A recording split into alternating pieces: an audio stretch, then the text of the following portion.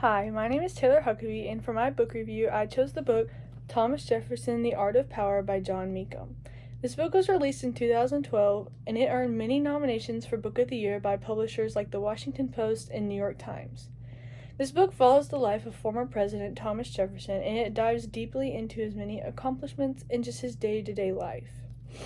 I really enjoyed the chronological timeline of the book, and the in-depth chapter titles and the subsections of the chapters made it very easy for me to find specific information when I needed to either look at it for interest or to write my book review.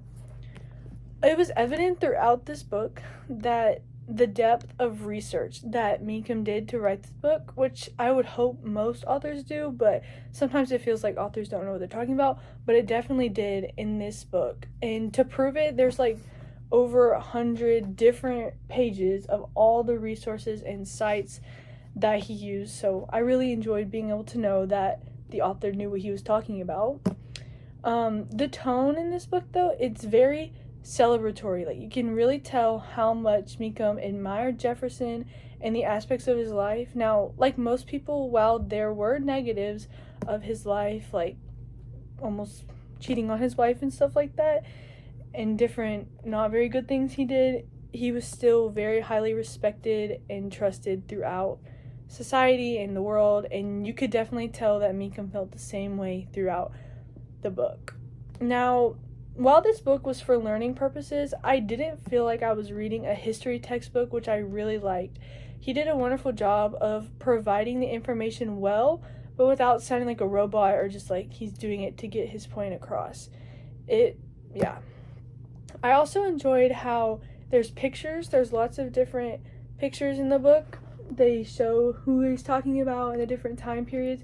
And I really liked it because it helped me see who he was talking about and what they would have looked like, what towns would have looked like, and things like that.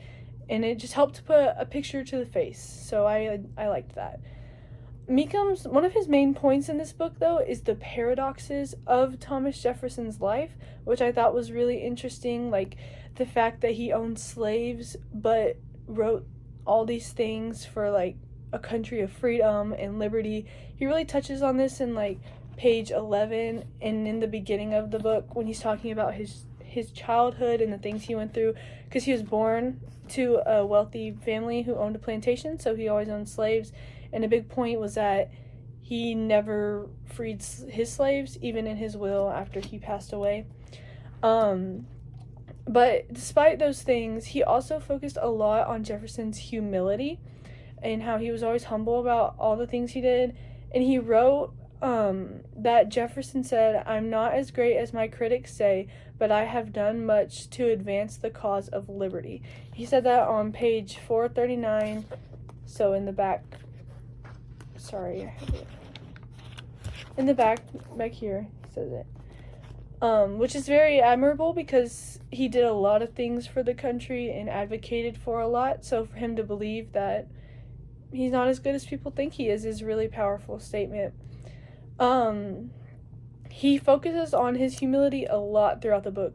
Despite all of his accomplishments, he always just plantation owner or wife. He really enjoyed his wife. His wife, they had multiple kids together, so yeah.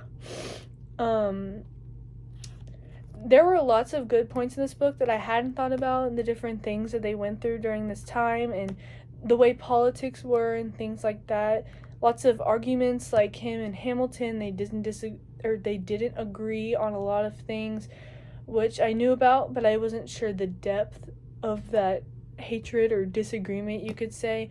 But I also learned that Jefferson is very religious, and he placed high value on his family and things like that.